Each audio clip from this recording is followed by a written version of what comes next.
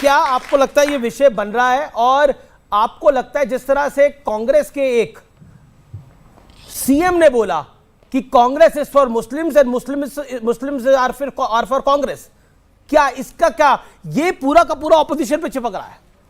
नहीं, देखिए अमीश जी, अगर मेरा वो बयान होता, ये हमारी पार्टी का बयान होता, तो हम बोलते कि समाजवादी इस party is for the youth and youth is for Samajwadi party, Samajwadi party is for पिछड़ा एंड पिछड़ा इज फॉर समाजवादी पर वहां पे बोला गया मुसलमान के लिए। अब सुनिए, लेकिन आज की तारीख में रेवंत रेड्डी जी ने क्यों बोला होगा? भाई उन्होंने बोला तो मैं उसकी व्याख्या कर सकता हूं। ये इसलिए उन्होंने बोला होगा क्योंकि जब इनका एक मंत्री महाराष्ट्र में ये बोलता है, क्योंकि महाराष्ट्र कर्नाटक लगभग आसपास हैं, कि हम मुसलमानों को मस्जिद में घुस घुस के मारेंगे, इनके मंत्री, और उसके बाद में नीलेश राणे जो है वो कहते हैं, इनके कपिल मिश्रा जी जिनको हाईकोर्ट फटकार लगाती है और हाईकोर्ट ये बोलती है कि उन्होंने जबरदस्ती पाकिस्तान का वर्ड इस्तेमाल किया ताकि पॉलिटिकल बेनिफिट हो, और उसके बाद में ये मंत्री बनाते हैं किस चीज का? लॉ एंड जस्टिस का।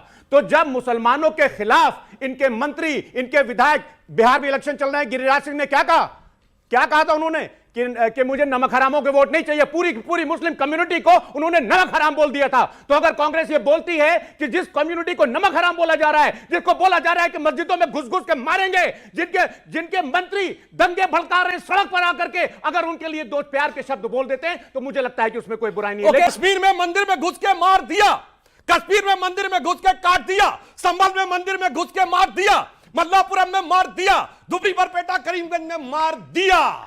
देने वाले पे कुछ नहीं बोलते, देंगे पे बड़ा बड़ा ज्ञान देते हैं। तो मैं ये बात बताना चाहता हूं, मगर ये साहब, भाई साहब, आप थोड़ा संभल के बोलिए। वो आप वाला है जो ले जाना चाहते हैं। अगर रेवंत रेड्डी आप वाला मतलब आम आदमी पार्टी वाला? ना, वो तो सब एक ही वोट के तलबगार हैं। भाई साहब, ये आपका है, वो जो ले गए थे कांग्रेस से आपने छीना है। अब रेवंत रेड्डी कहेगा कांग्रेस मतलब मुसलमान, मुसलमान मतलब कांग्रेस, तो एमवाई का क्या होगा मेरे भाई? समझो, खतरा बहुत भयानक है। कारण क्या है कि मुसलमानों की स्थिति जानते क्या हो गई है? मुसलमान एक ऐसे लैला हो गए हैं जो कई आशिकों के बीच में फंस गई हैं। पहला क्या है? आशिक कौन है? कांग्रेस, जो कहती मैं तेरा आशिक पुराना तो देख, पहले तो मैं तेरे साथ था। फिर ये आते हैं, ये और राजद, वो कहते मेरा कारनामा तो देख, मैंने गोली चलवाई थी, मैंने अडवाणी जी को गिरफ्तार करवाया था। फिर एक आते हैं मजलिस-ए इत्तिहादुल मुसलमीन, वो कहते हैं कारनामा छोड़, पुराना छोड़, अरे खानदानी घराना देख, मेरा अपना घराना तो देख। तो एक कहावत है ना, रजिया फंस गई गुंडों में, मतलब मैं किसी पार्टी के लिए शब्द नहीं प्रयोग कर रहा हूं, वो आज मुसलमानों की हालत है। तो मुसलमानों की जो आप लोगों ने हालात की है, ठीक है, मैं एक लाइन कह दूं कि हकीकत में सेकुलर जमात ने जो किया है, किसी को किसी की मोहब्बत ने मारा, किसी को किसी की अदावत ने मारा, और शराफत अली को सेकुलर सियासत ने मारा। पर आप सबने मुसलमानों का बुरा हाल किया है। सुनिए, यही आम आदमी पार्टी कह रही है। आप लोगों ने उसको वोट बैंक समझा है। बिल्कुल, बिहार से लेकर यूपी तक, यूपी से लेकर महाराष्ट्र तक, महाराष्ट्र लेकर तेलंगाना तक, मुसलमान सिर्फ वोट बैंक है। मुसलमानों को बीजेपी से डराओ, अपना काम बनता, हार में जाए जनता। देश में अगर सबसे ज्यादा रिप्रेजेंटेशन मुसलमानों को किसी ने दिया है तो वो समाजवादी पार्टी ने दिया है। आज हमारे 111 के आसपास जो एमएलए जीते थे, उसमें से लगभग 35 मुसलमान थे। हमने पॉलिटिकल रिप्रेजेंटेशन। एक बात बताइए, 35 मुसलमान को एमएलए जितवाकर मुसलमानों की शिक्षा बढ़ जाएगी? नहीं, बताइए, मुसलमान की शिक्षा बढ़ जाएगी? अब सुनिए, 35 मुसलमान जितवाकर। सुधांशु त्रिवेदी, अरे सर, एक सेकंड, सुधांशु जवाब। इन्होंने बोला तो मैं आपने बिहार में एक भी मुसलमान को टिकट नहीं दिया है, एक भी मुसलमान को टिकट नहीं दिया है, जवाब दे और पिछले चुनाव में भी नहीं दिया था। और अमित शाह जी जवाब दे चुके हैं। एक सेकंड, जवाब दीजिए। सुनिए, अमित शाह जी जवाब दे चुके हैं, पहली बार नहीं हुआ, अनेक बार हमने नहीं। कौन है फिर? चुनाव में टिकट दिया जाता है दो आधार पे, आप पार्टी के साथ पुराने जुड़े रहे हो और विनेबिलिटी। मगर जब सरकार में आए, हमने भेदभाव किसी के साथ नहीं किया है। हिंदू हो या मुसलमान, सबको घर दिया है, सबको शौचालय दिया है, सबको नल दिया है, सबको वो दिया है। मगर इन्होंने जो किया, मैं एक बयान कोट करना चाहता हूं फराज साहब के लिए।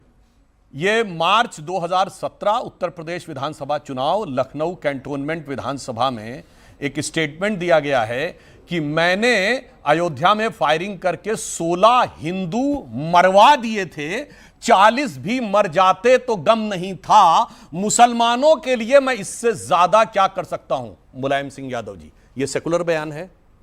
16 हिंदू मरने का, फायरिंग में मर गए, मरने वालों में हिंदू का कहा मरवा दिए थे, जबकि मरे तो सैकड़ों थे। ऑफिशियली सरकार, उनकी सरकार, 40 मर जाते तो गम नहीं था। और फिर क्या कहा जा रहा, उसको कहां से कनेक्ट किया जा रहा? मुसलमानों के लिए इससे ज्यादा मैं क्या कर सकता था? और उसके बाद वो लोग आके सेकुलर के ऊपर वो करते हैं। ये बताइए, लखनऊ, फैजाबाद, वाराणसी की अदालतों में बम धमाके हुए 2007 में। उन आतंकवादियों पे केस विड्रॉ करने की कोशिश अखिलेश यादव की सरकार ने की, हाई कोर्ट की फटकार पड़ी, तब वो अपने बात को विड्रॉ करने के लिए आए थे। जो इन्होंने बोला, इनके लिए मैं कहना चाहता हूं एक और बात। हमने कभी नहीं कहा हम मंदिर बनवाएंगे, हमने कहा मंदिर का मार्ग प्रशस्त करेंगे। मंदिर बनवाएगा संत समाज और राम मंदिर समिति। मुलायम सिंह जी ने और कांग्रेस ने ओपनली कहा हम बाबरी मस्जिद बनवाएंगे, जबकि ये सांप्रदायिक नहीं, ये मुस्लिम धर्म का मजाक है, क्योंकि इस्लाम के अनुसार कोई गैर मुस्लिम यानी जो काफिर है, जो मुनाफिक है, वो मस्जिद तामील नहीं कर सकता। तो या तो बताएं मुलायम सिंह जी किस आधार पे बोल रहे थे, जी। क्या वो इस लायक थे, वो आपने वो किस कैपेसिटी में बोल रहे थे।